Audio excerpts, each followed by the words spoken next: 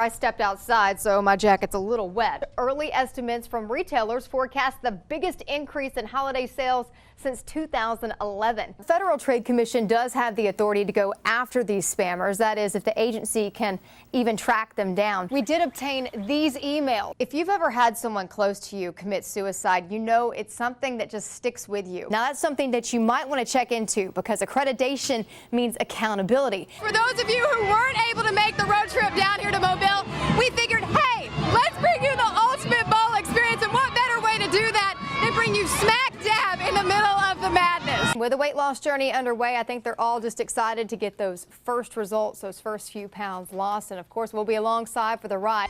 Good morning to you, Region 8. It is 5 o'clock this rainy Tuesday morning. We're tracking it all for you. Former President Bill Clinton stopped by ASU to rally up Democratic votes. And as election draws closer, Tom Cotton gained some unexpected support. Plus, residents in one Region 8 city no longer have to travel miles away for health care. But obviously the big story this morning, you've probably heard it outside in some areas around Region 8, that rain, that thunder out there. And it seems like people are even sending us some pictures. Yeah, that's right. Thanks, Andrew. Pack the umbrella and be careful out there. Happening now, Arkansas State Police investigate a death at a Region 8 jail. According to Mark Tree Police, an employee found 37-year-old James Ford dead in his cell on September 20th. The employee said that Ford was hanging by a bedsheet in his cell, but investigators say the inmate did not indicate that he was suicidal and that Ford did not cause trouble. He was in jail on suspicion of drunk driving. Your voice, your vote. It was a big day in Region 8 yesterday as former President Bill Clinton was in Jonesboro helping to campaign for the Democratic Party. While the Arkansas First rally was aimed at drumming up support for Arkansas Democrats, it also served as a push for Arkansas younger voters to get out there and make sure that their voices are heard. Arkansas Democratic candidates and former President Bill Clinton addressed Region 8 on the front lawn of the ASU Student Union Monday afternoon. And though he spoke to hundreds, Clinton spent a lot of his speech urging students to get out and vote on November 4th.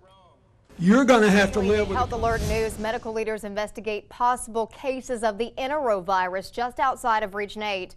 Le Bonheur Children's Hospital in Memphis held a news conference on Monday to address those concerns. The children in about every state, including Arkansas, have already tested positive, but Tennessee has avoided the virus.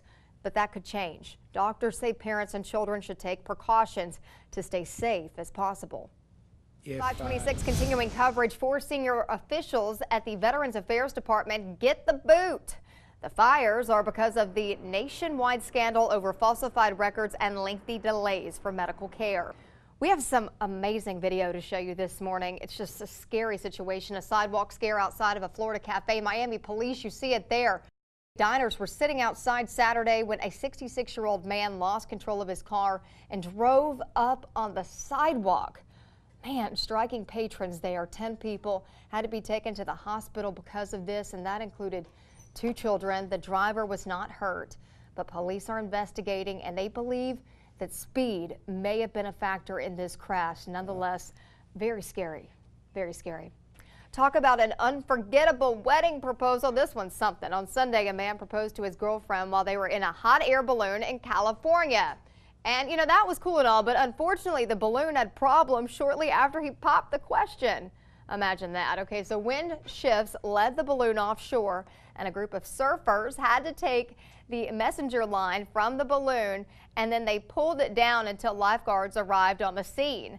There were no injuries, and the couple will presumably live happily ever after, and then they'll have just a great story to be able to tell the grandkids one day. Just crazy.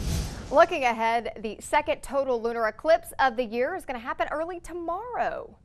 If the skies are clear, we are going to be able to get to view it. The total eclipse will last about an hour, sometime between 5 a.m. and 6 a.m. here in Region 8. I'm going to have to see if I can get a picture and check it out. It will also be visible across Australia and much of Asia. The moon will appear orange or red, the result of sunlight scattering off Earth's atmosphere, and that's why it's called the blood moon, if you've heard it called that before. Happening later today, the North Jonesboro Neighborhood Initiative will host its 3rd annual community fair on National Night Out. There will be free food, games, door prizes, music, and community resource booths. There's so many people that come out to this. This year, NJ&I will introduce a cultural exchange to integrate cultures within the community. It kicks off at 4 p.m. and then wraps up at 7 o'clock tonight. It's located at the University Lions Park. That's right behind Success School. So hopefully a lot of people can come out to that if the weather holds up. Let's take a look at Stadium Cam this morning. We've had so much rain that's come down this morning. The roadways are wet, maybe some roads that are flooded out there. So make sure when you're getting out today, be extra careful. Andrew has more coming up. Much of the information I gathered has not been released to the full quorum court just yet. But one of the biggest burdens for the county is this building. It was built in 1919, and the wear and tear from over the years with Mother Nature and the fact much of the building is still in its original form makes it really hard for county officials to conduct business. When it rains in Mississippi County, if the water can't get off the top of the building and down the gutters, then it's got to come in the building. County officials keep their fingers crossed. How much is it going to rain? How long is it going to last? Water leaking through the roof, running through the walls, swollen and chipped, saturating carpets, creating mold concerns, and tough to conduct day-to-day operations. People were stomping in water, yes. Justice Bill Nelson showed me the extent of that damage. Water intrusion has come in and cracked the concrete. This crack is where it's been wet and it's dried and it's pulled apart. I'm going to show you the courtroom. It's time for us to make some major changes up there, major improvements, or the judges may lock us up. All jokes aside, the cracked ceiling, mold-stained carpets, and deteriorating walls are no laughing matter. We're able to bring you up here to a restricted area. This is the balcony in the courtroom on the 3rd floor. You can see the water that's gathered up here at the bottom of the balcony. It's a pretty good amount of water splashing around. It's gotten so high before that it's left a line. This right here, it's called the high water mark, and it's just from all the wear and tear from the water settling. The building is on the National Record of Historic Places. It requires the building to remain in its original form, which makes repairs to the roof almost impossible. It's just like walking on eggshells. It would crack every time you put any pressure on it. The cost to replace the roof is estimated at $250,000 to $300,000. Next week, Nelson hopes to pass a resolution to modify Blytheville and Osceola County seat structure to a single county seat status by creating one central location. It'll cut our costs not in half, but it'll cut it tremendously. The plan is to combine county seats through attrition. But to get the new building, the process could likely take 3 to 4 years. So essentially, this is something you can't wait on. We really shouldn't wait. We've waited far too long. Nelson says the Arkansas Northeastern College Burdett campus is on their radar for the new courthouse, which would require residents in both Blytheville and Osceola to drive about 10 miles to conduct county business. Are you concerned about opposition from the public? We are. We know that there's a lot of people here who want the courthouse 2 doors down. But Nelson hopes residents can look at the entire picture. A 100-year-old building no longer serves our need. We've got to do something. The first step will take place at this Tuesday's quorum court meeting with a presentation of a resolution to conduct a study to modify the existing Blytheville and Osceola County seat structure to a single county seat structure by creating one central location. If that passes, Nelson says that they can hire an architect with the approval of the Finance Committee. But ultimately, it will be up to county leaders to sell the idea to voters. Amanda Hanson, Region 8 News. Thank you.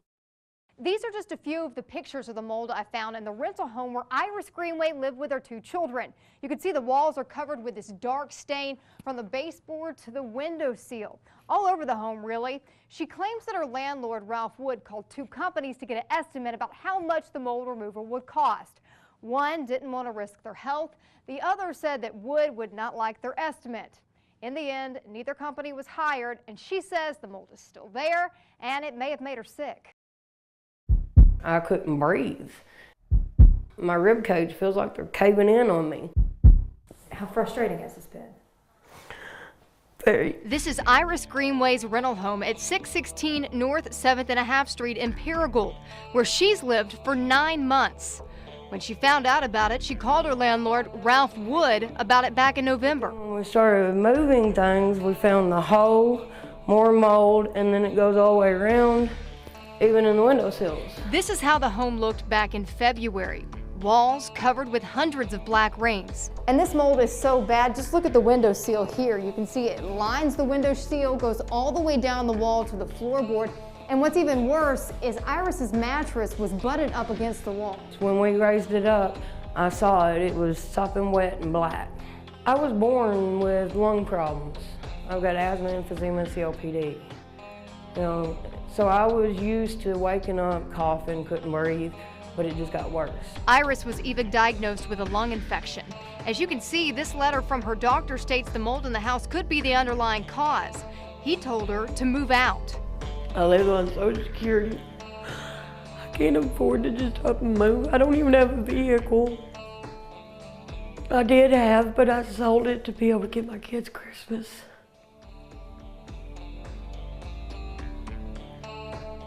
He charges $525 a month this year. What exactly is growing on these walls? I pulled my own sample and went to the Department of Biological Sciences at Arkansas State University. Now we're ready to look at it. Where Dr. Martin Huss put it under the microscope. The load of spores in the sample that you brought me is very high. I mean, that's not a minor amount. You do have a variety of things on here. I definitely see Alternaria and Cladosporium. They're both quite prevalent. Both are common indoor molds. Oh, I see it, yeah. Under the microscope, all those brown clusters are Alternaria. Cladosporium is often what you find on a shower curtain. Now, if you just have like a little patch of mold, then, we're not talking about taking down the entire wall. Yeah. What you're showing me is an extreme example, but if you had just like a little tiny patch of mold, you probably could use a disinfectant. Again, based on your photos, I would think that you'd have to take more aggressive steps. Huss says the biggest thing is finding the underlying problem. These molds thrive where there's access to moisture. If any sort of moisture coming into the house, either from the plumbing or from outside source, you need to correct that problem. What's going to end up happening is 6 months, a year later, you're going to end up with the same problem. Dr. Huss says he wouldn't want to be living in a home with that amount of mold. Personally, I wouldn't want to be breathing in this much stuff. See these round circular areas? Those represent individual colonies producing large numbers of spores. Remember, a lot of these molds, they're naturally occurring in the environment, but we just don't sleep with them every night. Dr. Shane Spites says when it comes to these type of molds and your health, it often depends on the individual. We've seen all over, like I said, all over the place, from seeing them in the clinic with a little bit of runny nose and cough congestion to in the intensive care unit. Spites says mold infections are not like viral or bacterial infections and could mean weeks or months of treatment, not to mention costly. When it comes to Iris's condition, Spites says the mold can pose more of a risk. The problem with people with asthma or COPD is you're going to have more frequent flare-ups. Those flare-ups can be life-threatening, and we see that frequently. You've reached the offices of Ralph Wood. I left several messages with Ralph Wood, the owner, but he never returned any of my calls. I did some research on his background and found that Ralph Wood was cited for failure to abate nuisance upon 2 different occasions, once in 2004 and another in 2010. Officials with Paragould Police tell me that type of violation is in regards to maintaining a property. The department no longer had a record of the report from 2004 because of software changes, but the incident report from 2010 did not have a description of the cause, only to say Mr. Wood was cited to appear for a location at 302 South 22nd Avenue. Well, he told us that this heater here works. When Iris and I wrapped up our interview, she had one thing in mind. To get my stuff out of here and get my kids out of here. A week after our interview, Iris was finally able to move out of the home. We never were able to find out why the mold was not removed, but if you want to learn a little bit more about some of the most common indoor molds and preventative measures that you can take, we have a link to the CDC website attached to this story at KITA.com.